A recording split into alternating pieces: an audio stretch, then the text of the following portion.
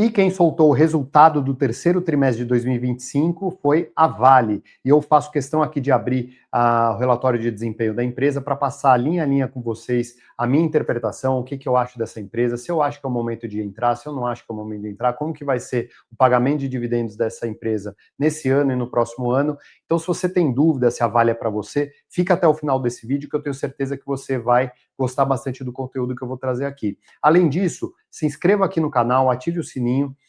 A gente solta resultados das empresas em temporada de balanço quase em tempo real, então no dia que saiu a gente já solta o resultado, então para você ficar bem atento aí ao que está acontecendo, já ativa o sininho porque você recebe a notificação assim que a gente sobe o vídeo e você consegue se preparar para o pregão seguinte para poder saber o que fazer com a sua empresa, né? Então vamos lá em frente, aqui a gente tem o relatório de desempenho da Vale que eu vou compartilhar com vocês. Vocês devem estar vendo aí a tela. Então, esse é um documento que a empresa solta, né? Eu estou falando aqui um dia antes da teleconferência, então não tem ali a apresentação da teleconferência ainda, mas aqui é um documento bem completo. Eu só vou ficar na primeira página, porque é mais que o suficiente para a gente debater aqui se Vale é interessante ou não para você, até porque os relatórios trimestrais são isso, né? Mais para você se atualizar da tese do que para você se aprofundar na tese. Para se aprofundar na tese, tem vários outros documentos, inclusive o formulário de referência é um deles, que eu gosto de olhar bastante, fatores de risco, etc. É um documento bem mais parrudo. Aqui é realmente uma leitura quase que dinâmica, e você tem também ter um certo traquejo, porque as empresas no relatório de desempenho, como o da Vale, etc., tem sempre uma letra miúda, uma letra pequena ali, então você tem que ficar um pouco atento. Mas, então aqui é a ideia geral.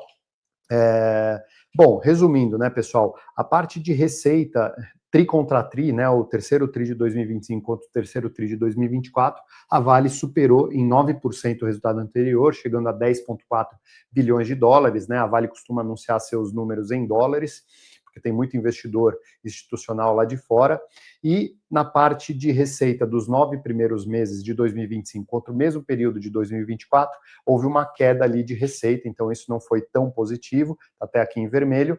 Quando a gente vai para o EBITDA pro forma, esse EBITDA pro forma é um dos que eu falo que tem vários numerozinhos aí, várias letras de rodapé ali embaixo, mas basicamente ele exclui ali alguns efeitos relacionados a Brumadinho e alguns itens não recorrentes. Então, ele é um número gerencial, o próprio EBITDA, né, não é considerado uma métrica oficial de contabilidade, é muito mais para você ter uma aproximação da geração de caixa, mas o EBITDA pro forma da empresa ficou 17% acima do terceiro trimestre de 2024 e 2% abaixo dos 9 primeiros meses de 2024 em relação a esses 9 primeiros meses de 2025.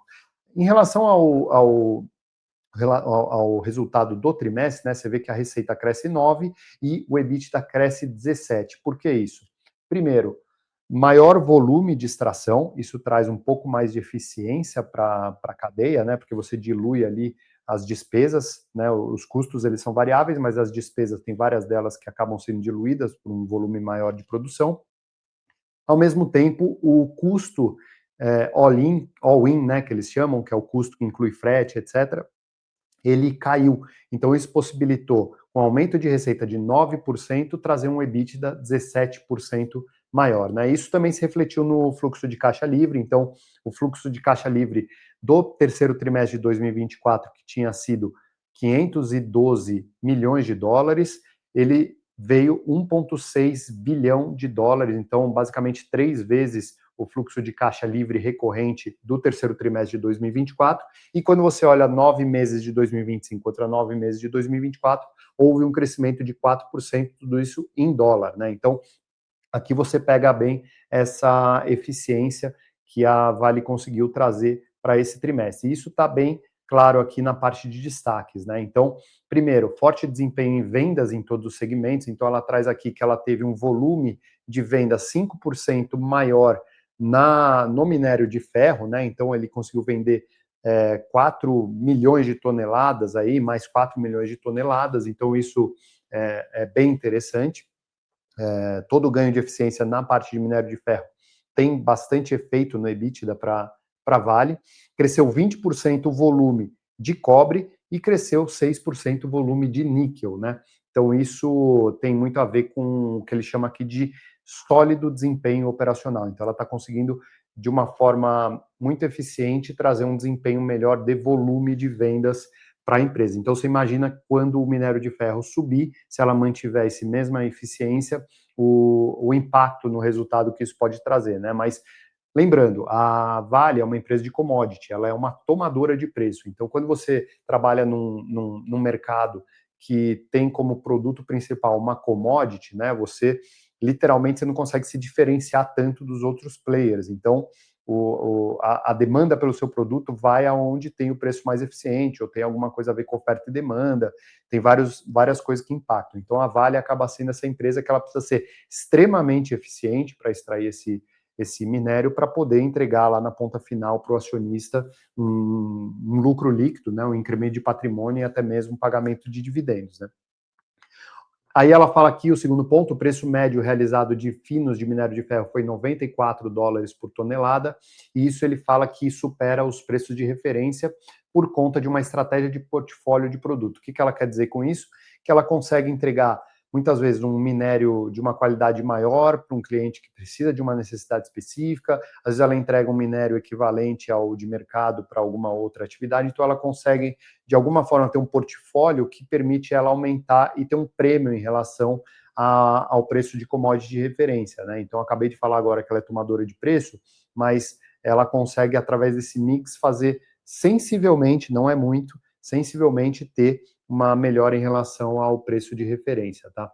E aí você tem os custos all-in, que eu falei, do minério de ferro caindo 4% ano contra ano, e você também tem um custo all-in do cobre, aí sim, surpreendendo e reduzindo 65% ao ano. Então, inclusive, isso fez com que eles revisassem um guidance de 2025 do custo all-in do cobre, né? Antes eles estavam imaginando aí que o custo seria entre 1.500 e $2.000 por tonelada, eles revisaram isso para a faixa de $1.000 a $1.500 a tonelada. Então, isso foi bem interessante, apesar de que o minério de ferro hoje representa 80%, 85% do resultado da Vale, então esses outros minérios que a gente fala, cobre, níquel e tantos outros, eles são pouco representativos na receita, mas é interessante ver isso tomando corpo dentro da companhia e trazendo uma certa,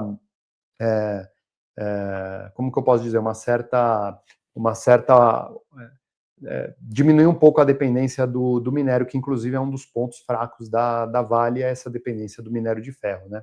O CAPEX, que nada mais é do que o investimento em capital que a empresa faz, então precisa construir uma fábrica nova, precisa repor um caminhão, precisa repor uma máquina, isso é chamado CAPEX. Você tem basicamente dois tipos de CAPEX, você tem o CAPEX de crescimento, que é investimento em expansão de capacidade produtiva, e você tem um CAPEX de manutenção.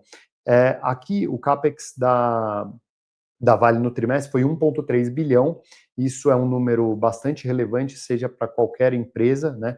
1,3 bilhão de dólar no trimestre é um baita de um investimento, porém, quando você entra um pouquinho no detalhe, você vê que 80% a 85% desse valor é CAPEX de manutenção, ou seja, eu não estou colocando dinheiro na operação para expandir ela, eu estou colocando dinheiro para repor a minha capacidade de produção como ela é hoje, ou seja, se eu não investir isso, eu perco capacidade produtiva. Então, isso é um ponto de atenção.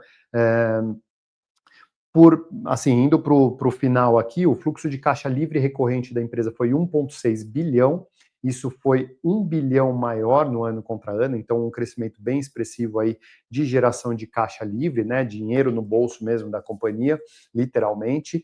Isso faz com que a dívida líquida expandida da Vale chega em 16,6 bilhões. O que é essa dívida líquida expandida?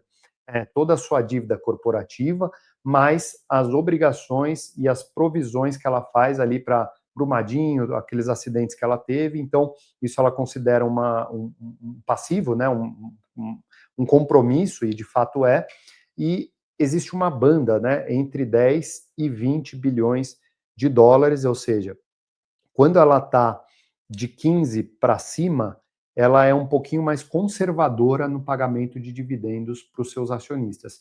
Quando fica de 15 bilhões de dólares para baixo, ela tem maior capacidade de pagar dividendos. Então, o que vem acontecendo? Ela vem paulatinamente diminuindo isso. Então, quando ela cruzar essa barreira dos 15, é bem possível que a gente veja a Vale pagando dividendos um pouco maiores do que ela veio pagando aí nos últimos 2 anos. Então, isso não depende 100% dela, porque depende dessa geração de caixa, que depende do preço do minério de ferro. Então, se a China dá uma engasgada por lá, a Vale sente na hora isso por aqui. Se a China fala que vai investir por lá, a Vale já sente isso na hora também. Então, basicamente, a demanda da China dita muito a demanda e o preço que a Vale toma no mercado para a sua produção, né? Não é só a China, mas a China contribui bastante para isso.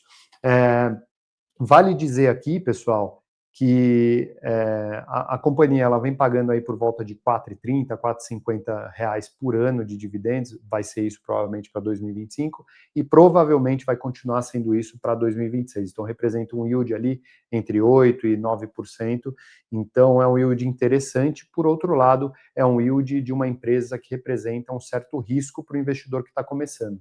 Se você é um investidor experiente, que já tem a sua carteira consolidada, já recebe seus dividendos, não há o que se preocupar. É muito legal você ter Vale na tua carteira, porque quando ela surfar uma onda boa, né, ter um minério de ferro lá em cima, uma produção lá em cima, vem muito dividendo, vem um caminhão de dividendo. Por outro lado, se ela toma um revés e o minério de ferro de 94 que ela tomou nesse trimestre vai para US$ 80 a tonelada, os dividendos dão uma minguada e você não vai poder contar com esse dividendo na sua aposentadoria, né, e te ajudar nesse fluxo para você comprar mais ações. Então toma cuidado para você ter Vale na tua carteira. Eu falo isso para todo mundo, não é para todo mundo ter Vale. Então, se você se sente confortável com essa volatilidade de comprar R$ 60 a ação, ela cair para 45, você receber, ao invés de 4,50, você receber R$ 2 e não ficar maluco, a Vale é para você. A Vale é realmente um negócio de longo prazo, ela é uma empresa muito diferenciada, tem capacidade de pagar dividendo, mas muitas vezes um ciclo de 5, 6 anos é um ciclo curto para uma empresa dessa. Então pode ser que você fique ali 5, 6 anos sofrendo, tendo Vale na mão, ou pode ser que você passe 2, 3 anos ali surfando uma onda maravilhosa. Então, ela traz um componente de risco para a carteira que não é desprezível, principalmente para quem está começando. Tá bom, pessoal? Então, é basicamente isso. Espero que vocês tenham gostado aí do conteúdo. É um conteúdo breve que eu faço sempre aqui quando eu solto o resultado. E, como eu disse, se inscreva no canal, ative o sininho para você ter mais conteúdos desses chegando aí para você no momento que sai do forno aqui, para você tomar a sua melhor decisão, tá bom, pessoal? Um grande abraço e muito obrigado. Até a próxima.